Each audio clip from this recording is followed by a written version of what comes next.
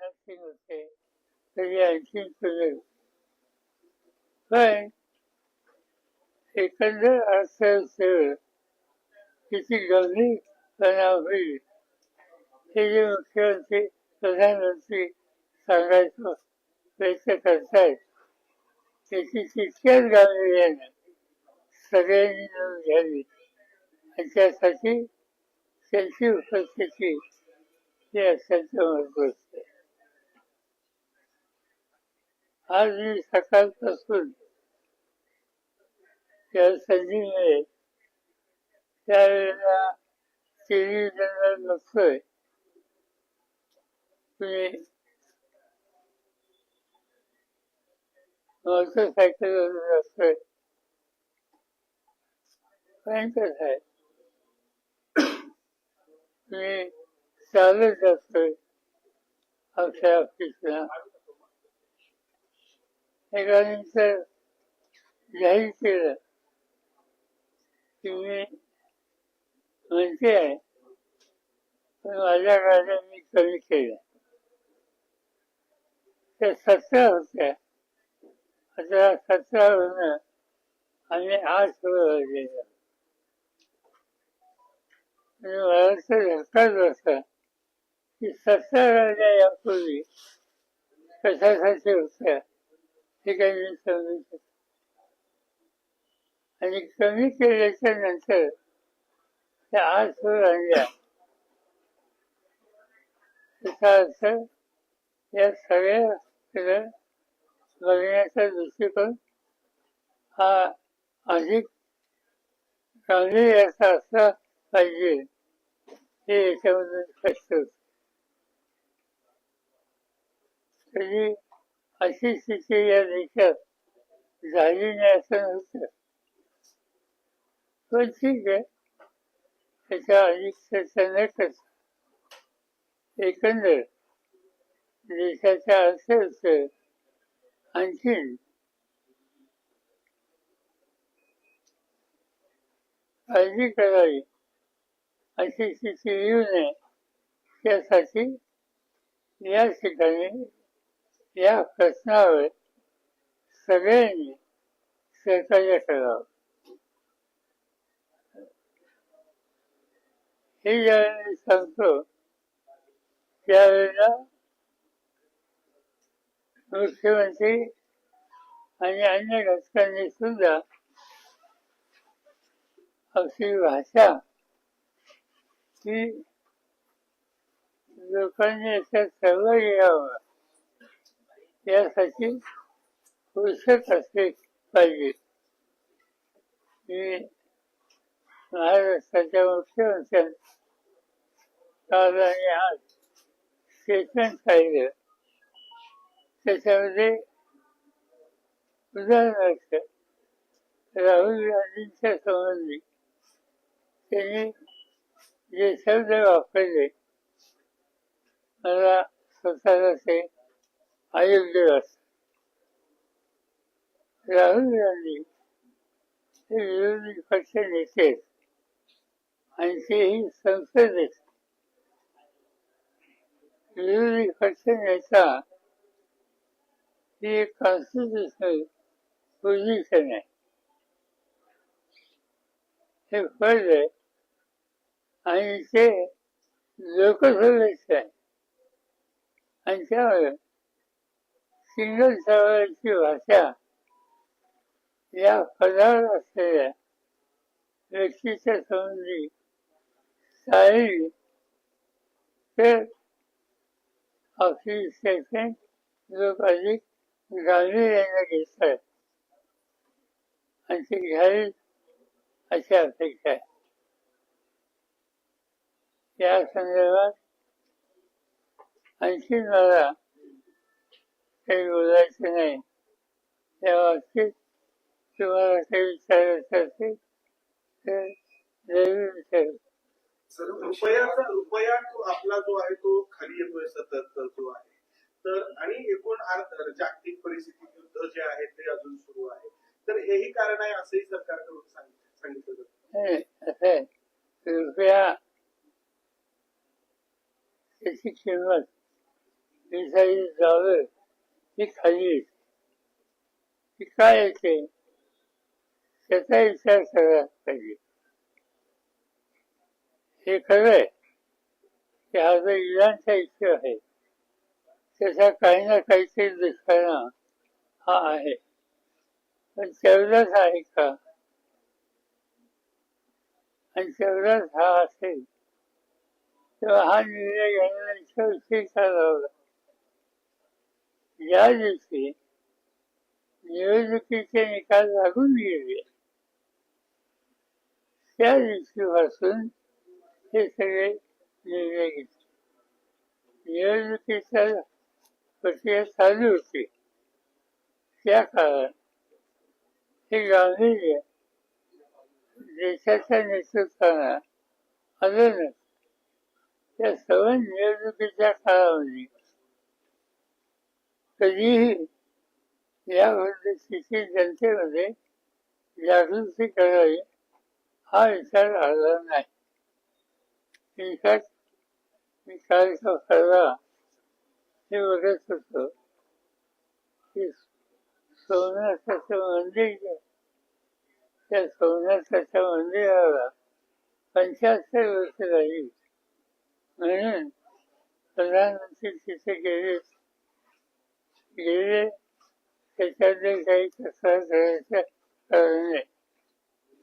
पण ते मंदिराच्या तिथं बसले आणि एअरफोर्सची 6 विमान ही वरून जाऊन त्या कार्यक्रमात सहभागी झालेली. म्हणजे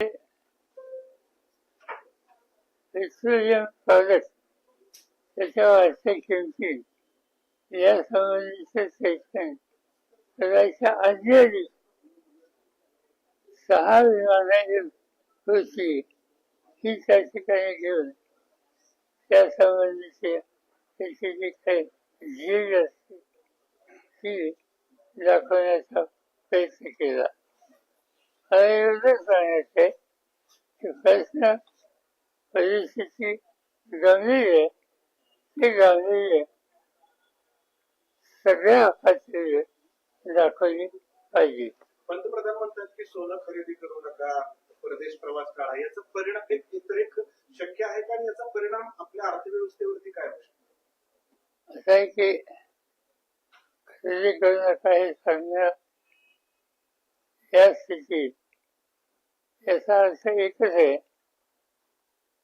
की आपल्या करन्सीची जी व्हॅल्यू आहे ती घसरून द्यायची नाही हा त्याचा अर्थ येतोय. आणि तो हा चुकीचा आहे असं मी म्हणत नाही. एका बाजूने आपण हे म्हणायचं आणि दुसऱ्या बाजूने खर्च कमी करायला इतर अनेक गोष्टी आहेत विशेषतः प्रशासनामध्ये त्याच्याकडे दुर्लक्ष करायचं. या दोन्ही गोष्टी परस्पर विरोधी आहेत. साहेब, येत्या काही काळामध्ये आर्थिक आणीबाणी येऊ शकते का आपल्या देशामध्ये? एकूणच महामंदी किंवा आर्थिक टंचाई होईल टंचाई. असं आहे की मला स्वतःला असं वाटतं की प्राईम मिनिस्टर स्टेटमेंट आल्यानंतर देशाच्या नागरिकांनी त्याचे गांभीर्य ओळखलं आणि त्याच्यामध्ये लोकांचे सरकारचे राहील त्याच्याशी सुसंगत भूमिका आणि त्याच्यात सातत्य हे राज्य आणि केंद्र सरकारमधल्या सगळ्या घटकांनी ठेवलं तर एक्स्ट्रीम पोझिशन होईल हे जी चिंता आहे कदाचित ती येणार नाही. पण त्याची काळजी घेतली पाहिजे. तुम्ही पंतप्रधानांच्या आवाहनाला प्रतिसाद देणार आहात का? देणार असाल तर तो कसा? कारण असं दिसते राज्यभरातल्या सगळ्या नेत्यांनी त्यांच्या गाड्या बदलल्या. कोणी इलेक्ट्रिक वापरते, कोणी टू व्हीलरवर जाते, तुम्ही म्हटलं तसं कोणी पायी जाते. तर हे केवळ प्रसिद्धीपुरतं आहे की याचा खरंच काही फरक पडतो आणि तुम्ही तसं काही करणार आहात का? माहिती नाही का हे किती दिवस टिकणार. त्यांचे सिंबॉलिक 1 दिवसासाठी 2 दिवसासाठी असेल तर काही फरक पडणार नाही. आणि खरंच पाहणार म्हणजे आता आज मी पाहिलं देवेंद्र फडणवीस अंतराळयामध्ये मोटरसायकलवर आली. उद्यापासून अंतराळयामध्ये ती मोटरसायकलवरून झाली तर एक अधिक जबाबदारी प्रश्न राहिला माझ्या मला जे काही जगा इंग्रजीमध्ये सेल्फ परसेप्शन म्हणतात त्याचा अभ्यास आम्ही करत नाही. इन्सिडेंट डिपार्टमेंट आणि ते लक्षात घेऊन त्यांनी मला जे काही संरक्षणाची माझी व्यवस्था केली त्याच्यामध्ये मला कळलं होतं की तुम्ही बुलेटप्रूफ गाडी ही वापरली पाहिजे. आणि बुलेटप्रूफ गाडी मला पाठवली, मुंबईला पाठवली, दिल्लीला पाठवली, तिथं पाठवली. पण मी त्यांना विनंती केली की मला आवश्यकता नाही. आणि गेले 4 वर्ष ती गाडी येत होती, मी पाठवत होतो. आता ती पाठवत नाहीये. त्यामुळे ती कमी करावी हे सांगितलं. अशा परिस्थितीत माझ्याकडे माझी स्वतःची गाडी घालायची नाही. त्याच्या पुढे रस्ता दाखवणारी गाडी आणि मागं एक गाडी. त्याच्यामध्ये इथल्या गृह विभागाचे लोक आणि माझा पर्सनल स्टाफ त्यापैकी एक असे साधारणतः 2 ते 3 वाहनं ही माझ्या पुढे असतात. यापूर्वी ती 4 होती म्हणजे ती जादा होती, पण ही 4 हे करून त्यालाच जवळपास 3-4 वर्ष लागली. आणि आता आणखीन त्याच्यात बदल करावा ही विनंती मी त्यांना केली. आजच नाही त्यांचं उत्तर आले.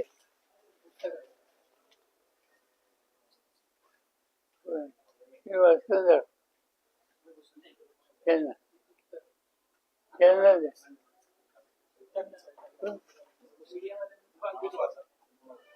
सर्व PSU करिता एक सूचना आहे.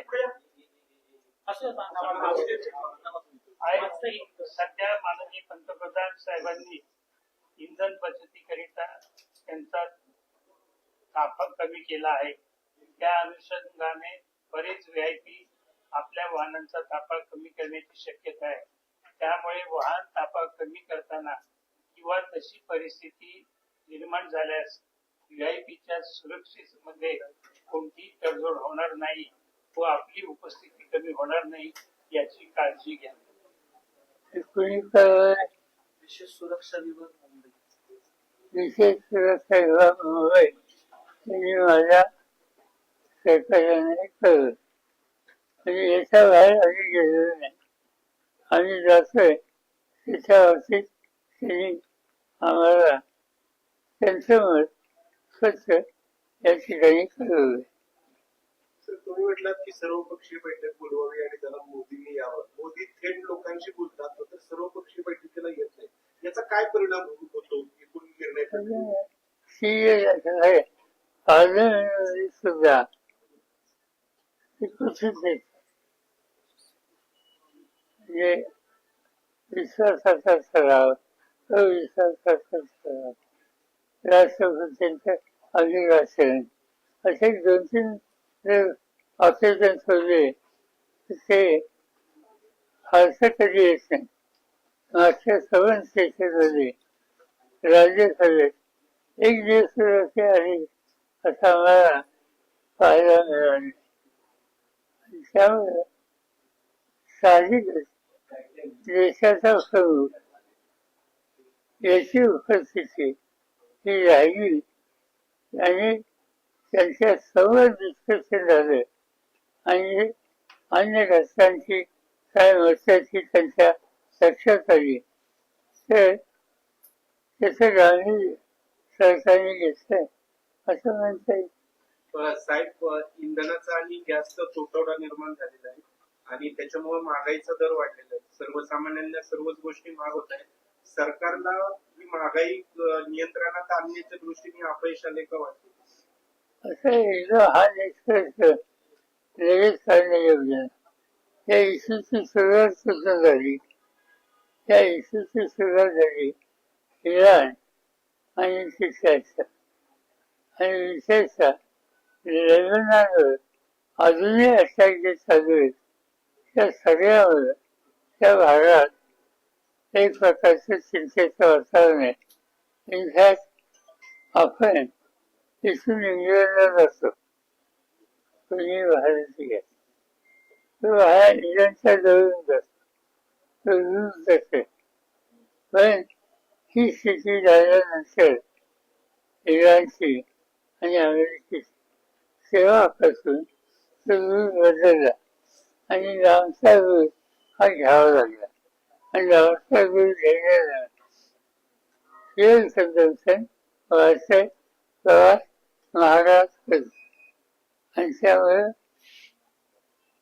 या स्थितीमुळे ते घडलेलं आहे मी त्याचा दोष भारत सरकारला देणार नाही. देश पातळीवरती आणि एक मुद्दा जास्त चर्चेत आहे सध्या, तो नीट परीक्षा जी रद्द झाली त्याच्यामुळे साधारण 22 लाख मुलांचं नुकसान झाले. त्याच्याबद्दल सीबीआय इन्क्वायरी सुरू आहे. मात्र यापूर्वीच्या नीटच्या परीक्षेच्या बाबत जो सीबीआयनं तपास केलेला होता त्याचाही खुलासा आहे. आता ही परीक्षा कधी होईल तेही स्पष्ट नाही. विद्यार्थ्यांचं भविष्य आधांतरी त्याच्यावरती सगळीकडून आवाज उठवला जातो. ते खरं सांगायचं म्हणजे यापूर्वी एक दोनदा हे घडले आणि ते घडले असताना आवश्यक ती काळजी घेतली नाही हे असा स्पष्ट झाले. आज हजारो मुलं आज देशामध्ये जे परीक्षेला बसतात आणि त्याचं व्यक्तिगत भवितव्य या परीक्षेवर होतं. असं असताना पुन्हा जे काही चुकीच्या गोष्टी घडल्या त्या याही घडल्या आणि असं दिसतंय की त्या एका राज्यापुरत्या सीमित नाही. असं आजच बातमी आली केरळमध्ये सुरू झालं, महाराष्ट्रात झालं, हरियाणामध्ये झालं, अन्य राज्यात झालं. एका वेळेला इतक्या राज्यात हे सगळं होतं याचा अर्थ सवन सिस्टीम ही किती खराब झालेली हे असं स्पष्ट होतं आणि याची किंमत नव्या पिढीला दिली जाते. आज सवन ही मुलं अतिशय अस्वस्थ आहेत. त्यांना माहिती नाही पुन्हा परीक्षा कधी घेतली जाईल आणि पुन्हा एकदा आपल्याला पहिल्यापासून तयारी करावी लागते का याची चिंता मुलांच्या दिसते आणि त्याची प्रतिक्रिया अनेक ठिकाणी आज झालेली दिसते. आणि तामिळनाडूचा निकाल लागल्यानंतर इंडिया आघाडीवर त्याचा कुठला परिणाम झाला असं वाटतंय तुम्हाला? त्या पद्धतीने म्हणजे हे खरं आहे की व्यक्तिगत माझं आम्ही सगळेजण असे शकतो तामिळनाडूमध्ये असं होईल असं मला कधी वाटत नव्हतं. केरळमध्ये असा निकाल येईल असं वाटत होतं पण काही ठिकाणी हे निकाल विशेषतः तामिळनाडू आणि वेगवेगळा हे काळजी करावेत अशा प्रकारचे आहे. इंडिया आघाडीमध्ये तिची चर्चा आहे पण ही चर्चा केली होणार कधीतरी या आठवड्यात आपण बसावं असं मत अनेकांनी कळवलेलं आहे. काही ठिकाणी नाराजी सुद्धा आहे. उदाहरणार्थ ठाणे नगर जो पक्ष स्टॅलिनचा सत्तेवर होता त्यांनी नवीन आलेल्या पक्षाला पाठिंबाची भूमिका काँग्रेसने घेतली हे त्यांना आवडलेलं नाही आणि त्यामुळे सुनिवत नाराजी इंडिया आघाडीमध्ये एकदम पक्षात आहे पण आम्ही त्यांच्याशी सुसंवाद साहेब पुण्यासारख्या शहरामध्ये जिवंत बॉम्ब सापडतात यापूर्वी बॉम्ब स्फोटासारख्या घटना घडलेल्या आहेत. पुणे सुरक्षित राहिलेलं वाटतं तुम्हाला? मुख्यमंत्री म्हणतात तो बॉम्बच होता. सिरियस आहे याच्यातच वाद नाही. पण दुसरी बाजू ही आहे की लक्षात आल्यावर तातडीने जी काही सेव घ्यायची होती ती घेतली गेली. सर राष्ट्रवादी काँग्रेसची जी राष्ट्रीय कार्यकारिणीची यादी जाहीर झाली आणि त्याचं नाव बदलल्यानंतर सुनील तटकरे यांनी तुमची भेट घेतलेली आहे. काय नेमक्या भेटीमध्ये चर्चा? सुनील तटकरे माझ्याकडे आले ते गेले महिन्यावर वेळ मागत होते. बाकी काही नाही. मला निमोनिया झाला होता त्यामुळे मी बाहेर पडत नव्हतो. त्यासाठी भेटायला वेळ मागितली होती आणि दिली ते आले 10 मिनिटं चौकशी करून गेली पण त्याची या त्यांच्या व्यक्तीला जुनी लोकांनी अतिशय गांभीर्याने घ्यायची.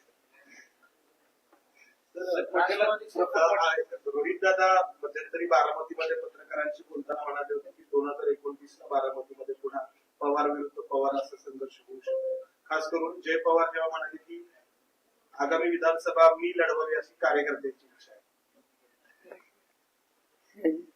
प्रत्येकाला आपलं मत आणि आपला निर्णय हा घ्यायचा अधिकार.